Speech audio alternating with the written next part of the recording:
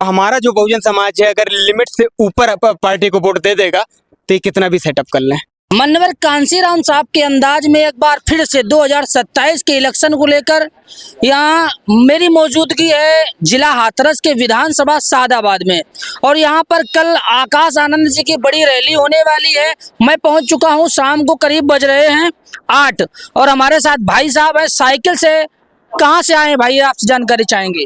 17 जुलाई को मैं दिल्ली से निकला था। मेरी 6 महीने की यात्रा है। उत्तर प्रदेश के प्रत्येक जिले पे जाऊंगा। लोगों से अपील करूंगा कि 2027 में आदरणीय बहन जी का साथ दें ताकि हम पुनः बहन जी को 5वीं बार उत्तर प्रदेश का मुख्यमंत्री बना सकें। आपको पता है, भाई से बात करने से पहले बहुत सारी चीजें आपको दिखाऊंगा। भाई की जो साइकिल है, ये इस साइकिल में पंप है, पंचर का पूरा सामान है और खाने की भी सामान इसमें है। बहुत सारी चीजें हैं और दिखा दें आपको कि आज भी इतनी दीवानगी है बहुजन समाज पार्टी के लिए इस भाई में, और ऐसे ना जाने कितने भाई होंगे जिनको दीवानगी है। वो आज साइकिल से चलाते हुए साइकिल सादाबाद की विधानसभा में पहुंचे। आप पूरी बातचीत करेंगे भाई से। आखिर साइकिल से आपको क्यों चलना पड़ा? इस जो 2026 का माहौल है, मॉडर्न युग है, बाइक से भी आ सकते थे, साइकिल से क्यों आना पड़ा?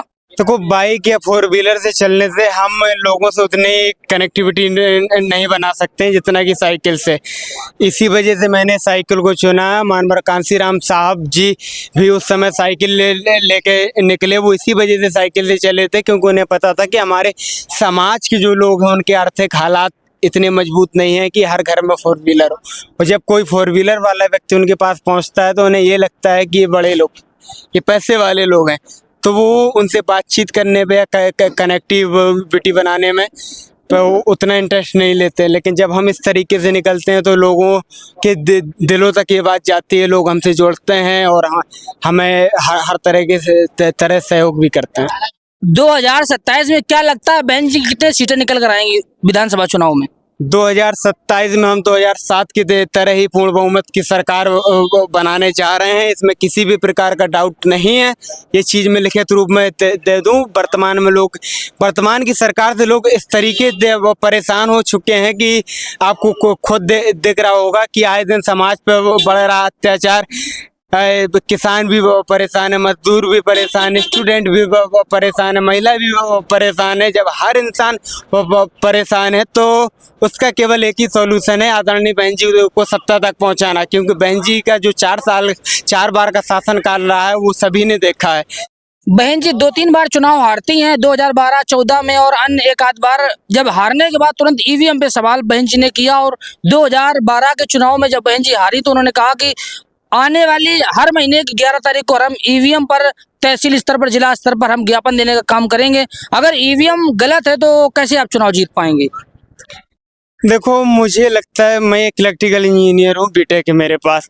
कोई भी मशीन जो होती है ना, उसको एक के हद तक ही सेटअप किया जा सकता है, लिमिट से ज़्यादा नहीं। और हमारा जो बहुजन समाज है अगर लिमिट से ऊपर पार्टी को वोट दे देगा तो ये कितना भी सेटअप कर लें। और जो गलत करता है ना, वक्त एक दिन बदलता जरूर है, और जब वक्त बदलेगा तो इस चीज का जवाब हमें जरूर देंगे। पीडीए दावा कर रहा है इस बार वो भी 2027 में सत्ता में आने का, उसको कैसे देखेंगे आप?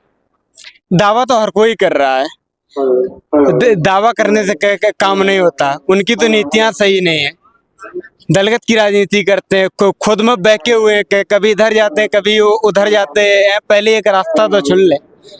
उत्तर प्रदेश में एक नई पार्टी चंद्रशेखर आजाद जी के रूप में भी आई है, कहीं ना कहीं युवा उनके साथ दिखाई देता है। उनके बारे में क्या सोच है और आपकी कितना वोट कट सकता है, इसके बारे में थोड़ा सा। ये पहली पार्टी नहीं है दलित समाज की आजाद समाज पार्टी। इससे पहले भी बहुत सी पार्टियां बनी। कौन कौन सी बनी? महाराष्ट्र में जो उत्तर प्रदेश में बताइए।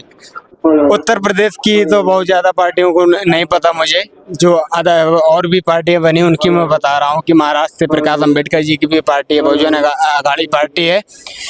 वो भी कहीं मतलब कि इलेक्शन। उत्तर प्रदेश पे फोकस करेंगे हम, उत्तर प्रदेश पे 2027 का चुनाव को देखते हुए हम फोकस करेंगे। देखो, आजाद समाज पार्टी जो है ना, वो बीजेपी के इशारे पे काम कर रही है। उनके जितने भी लीडर हैं आपको आए जितने भी हैं वो सब बीजेपी के सारे पे काम कर रहे हैं। ऐसे जाने कितने लोग आएंगे चले जाएंगे। उनके समर्थक आपको कहते हैं कि आप बीजेपी के समर्थक उसके इशारे पे काम कर रहे हैं। देखो, पहली चीज की आदरणीय बहन जी की जो तस्वीर है ना, आप किसी भी नेता के साथ दिखा नहीं सकते। मानवर कांसीराम साहब जी रहे हो, बहन जी रहे हो, ये कभी किसी से ज्यादा मिलने नहीं गए। डॉक्टर मनमोहन सिंह और कलाम साहब जी से जरूर मिले हैं। तो हम कैसे बी टीम में जो आए दिन उनके घरों पे जाकर बैठते हैं, उनके कार्यक्रम में से शामिल होते हैं। फोटो से तय कर लेंगे आपकी मतलब कनेक्टिविटी। बिल्कुल तय कर सकते हैं, अगर हम मिशन मूवमेंट में काम कर सकते हैं। अच्छा, 2027 के चुनाव में बहन जी कोई रैली करने वाली है या किसी विधानसभा में जाने वाली है? जी बिल्कुल, बहन जी रैली करेंगी। अभी तक तो केवल लखनऊ रैली की जानकारी है कि 9 अक्टूबर को बहन जी रैली करने वाली है। बाकी बहन जी डिसाइड करेंगी। और आकाश भैया की रैली, आकाश आनंद की ये पहली रैली है? नहीं, दूसरी है। तो इसके पहले कौन सी विधानसभा में की उन्होंने? मऊ में। मऊ में आज कल यहाँ पे होगी। यहाँ कौन से प्रत्याशी है, नाम पता है आपको? जी नाम नहीं पता। नाम नहीं पता। चलिए कोई नहीं, आपसे मिलकर बहुत अच्छा लगा और आपके अंदर जो दीवानगी है वो देखकर बहुत अच्छा लगा।